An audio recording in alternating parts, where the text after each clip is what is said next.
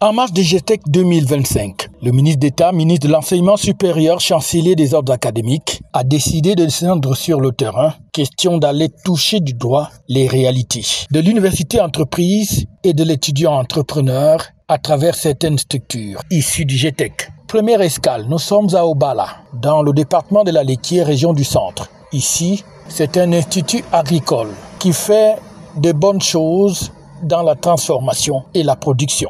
Donc, c'est à partir de notre coopérative que nous vendons les poussins dans tout le pays. D'abord, tous nos étudiants qui avaient des problèmes de poussins n'ont plus de poussins aujourd'hui. Donc, nos étudiants, nos producteurs sont prioritaires. Quand les poussins sortent, aucun étudiant. Parce que les projets de développement qui sont arrivés au Cameroun, on finance un jeune, il va commander les poussins, il attend 6 mois, 3 mois. Parce qu'on le renvoie, il n'y a pas assez de poussins.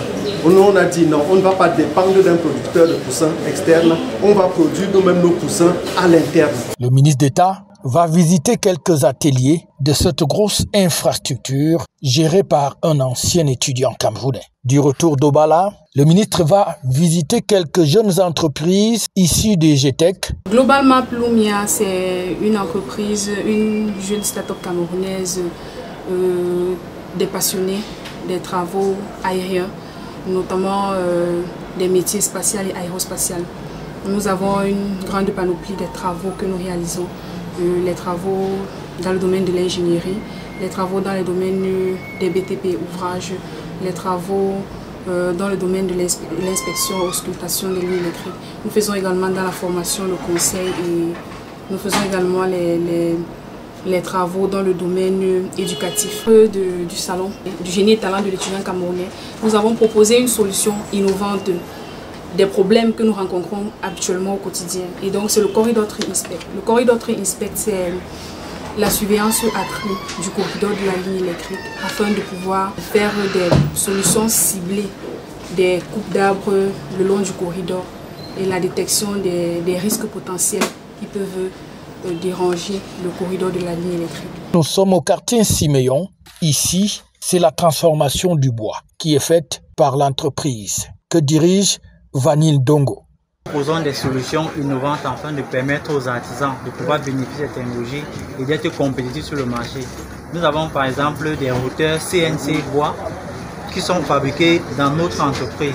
Nous avons des routeurs laser et des routeurs plasma qui sont utilisés dans différents domaines de l'artisanat, que ce soit le bois, le métal, le tissu ou le plastique. Nous avons été beaucoup soutenus par le programme GTEC qui nous a permis de pouvoir fabriquer notre premier prototype en 2019. Et nous sommes aujourd'hui capables de proposer cette machine dans un grand public, moyennant pour définir dans notre entreprise. La transformation, mais aussi la production des machines qui servent à travailler et à transformer le bois, surtout la yousse et d'autres essences encore. Parti de cet endroit, le ministre d'État, chancelier des ordres académiques, va visiter Cogeo, bureau d'études. L'entreprise de Lekane Temgwa Dylan fait notamment dans beaucoup de domaines qu'il explique au patron de l'enseignement supérieur. 280 000 kg par jour.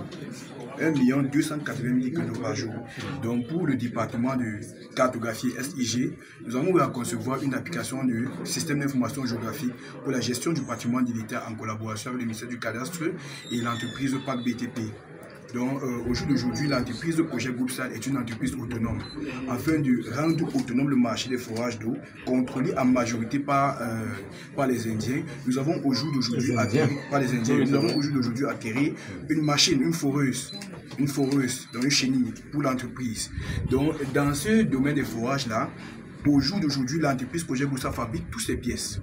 Donc, on n'a plus besoin d'acheter des pièces au niveau de la Chine ou bien de l'Inde. Une autre entreprise, issue toujours des GTEC, et entièrement gérée par d'anciens étudiants, se situe au niveau de Mélène, en face de Polytechnique. Ici, c'est la brique et d'autres matières qui sont transformées par cette jeune entreprise. Moi, j'ai fait l'université de Ngaoundéré. Je suis de la première promotion de l'école des mines de Minganga, pour ceux qui connaissent.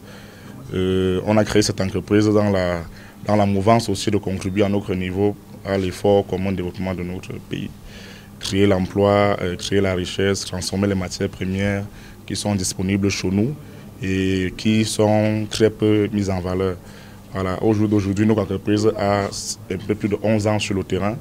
Nous avons une vingtaine de personnes avec lesquelles on travaille. Nous, on continue à bénéficier des JTEC et on solliciterait que le programme soit de plus en plus déployé comme il en est ainsi actuellement, pour que ces autres jeunes-là, nos cadets, puissent aussi intégrer et suivre nos pas, quoi. En visitant donc ces différentes structures, le ministre d'État s'est rendu compte de la réalité des JTEC qui permettent ainsi de pouvoir mieux parler encore du triptyque un étudiant, une entreprise, un emploi.